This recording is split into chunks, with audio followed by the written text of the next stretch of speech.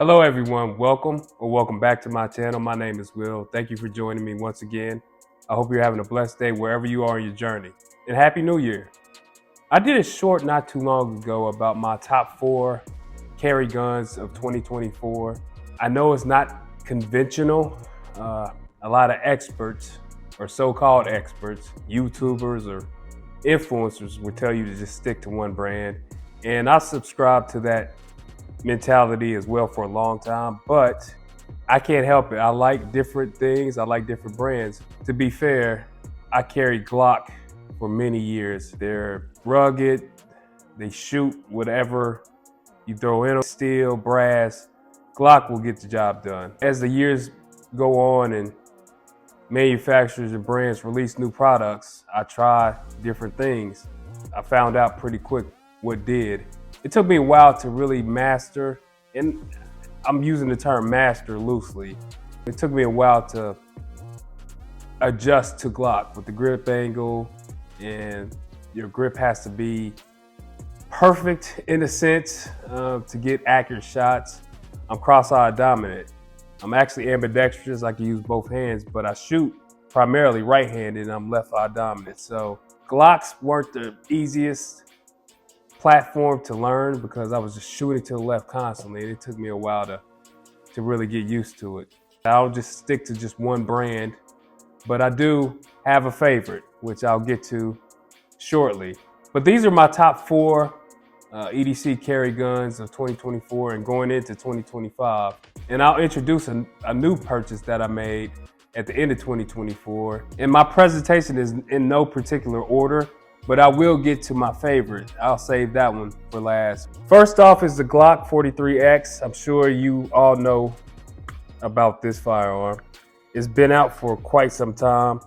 It's probably Glock's bestseller now. I'm not sure if the 19 is still the #1, but I'm sure the Glock 43X is probably the most popular. The firearm is clear. That's a dummy round. As I said, I'm not sure when these came out. There's been so many releases lately, I can't keep track, but I'll pop in the date. This has been one of the most popular carry guns in general. I would say probably this and the SIG P365. I kind of have a love-hate relationship with the P365, the striker-fired SIGs in general, but the hammer-fired SIGs are just awesome. I had some problems with my SIG P365, so I switched back to Glock. This right here, this is a shooter. A lot of people don't like it because they say it's snappy, and it kind of is, but I quickly adjusted to this. I don't know if it's because I was used to just shooting Glocks in general, but carrying it in a alien gear, I kind of have a specific holster maker that's my go-to, and you'll see soon which one it is, but I tried the alien gear. This is not bad. I took off the whatever that thing is called that actually pushes it up because that was kind of uncomfortable, but it's solid. It works for me. It's not that expensive. Sometimes you just get tired of just buying different holsters. I get tired of it's expensive. Sometimes you want something just that does the job, and alien gear, it does it. So 43X. Next is the Staccato C2. All these firearms that I'm showing are clear. I don't like to show fad or trend guns, but I wouldn't call this a trend gun. I would just call this an expensive gun. If you're willing to dole out the cost for this pistol, you will not be disappointed. It's a 1911 or 2011. They trademarked 2011, so it's there. Or the common mid-size firearms. I didn't want to go with the P. I wanted something that I could carry. The P is a little bit too big. I had the Bull Armory TAC 4.25, and I wanted something a little bit smaller, something a little bit more concealable. I will be doing a video about this firearm more in depth. This gun is pretty awesome. The only reason I don't carry it as much is the price tag. These cost $2,500 if you get the DPO version of it, which I don't see why you would get the non-optics version in 2025. I digress. This is an expensive firearm. You have to get the plate system from either Dawson Precision or C&H Precision or Springer. I went ahead and got the Dawson Precision one. Mounted the SRO on it because I feel like it looks the best with the SRO. No, it's not enclosed, even though I'm starting to lean more towards enclosed optics. If you're carrying, it's nothing wrong. As I mentioned in my last video, it's nothing wrong with open emitters. I continue to get Trijicon RMRs. I want the new RMR HD. Carrying this in the LAS concealment. I think this is the Saya 2.0. LAS is my favorite holster manufacturer. They are expensive, but you get what you pay for. I just hate that I have to keep spending money on different holsters. So it gets annoying with the accessories and optics. You might want lights. It costs a lot on top of buying the firearm.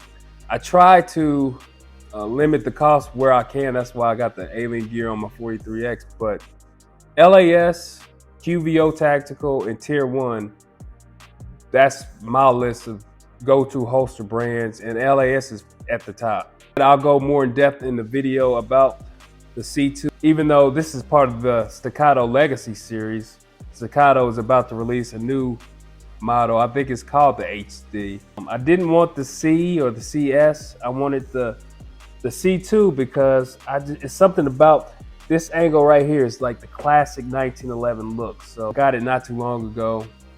I got it a little bit ago. But I do carry this quite a bit. I just don't carry it as much as the other two on my list. Next, the CZ P10C. Literally just did a video about this gun. If you watch it, you know my feelings about this gun. It's so underrated and just pure awesome. One commenter said it's budget excellence from CZ, and I have to agree. This is one of my favorite firearms.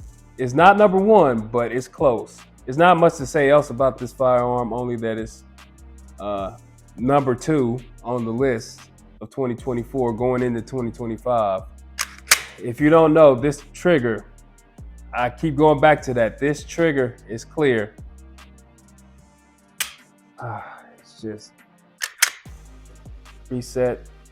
Oh man, I love it. I love it. It's just, I think it has the best striker fire trigger on the market. I know people love PDPs, and that PDP trigger is pretty good. And it's another entry that just came out that their trigger is pretty good as well, but it's something about the P10C ever since it came out. I just love it. I got the Aimpoint Acro P2, Streamlight TLR7A, and if you haven't noticed by now, Streamlight is pretty much my favorite weapons light. This is just an excellent gun. It's going to continue to be heavily used in my rotation, my carry rotation. I love it. And number 1 is the Glock 19. It's clear. This is number 1. It has been number 1 for probably about 6 years now. I'm not sure. It's been number 1 for a long time. You just can't beat the reliability. You can't beat just the durability. You can't beat the comfortability. Even though this has an X300 mounted on it, it is in the LAS concealment holster. I think this is a Saya 2.0 as well. You just can't beat a Glock 19. I know there are modern offerings that are kind of better than this, but I'm so used to the Glock 19. I'm used to shooting it. I'm used to carrying it. I will say there are some that are close, like the CZ P10C and the HK VP9. They're not as small as the 19. This just is a Goldilocks firearm. This list was the 4 firearms that I've carried the most in 2024 and probably in 2025 as well. There is a newcomer on the block, the Springfield Echelon 4.0C. It's clear.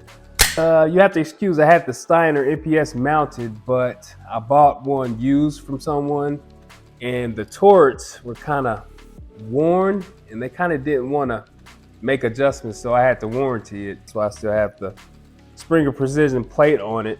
I'm gonna give this a try this year. This is the closest firearm that I've seen from a manufacturer other than Glock clones. Springfield nailed it. It's almost the same size as the 19.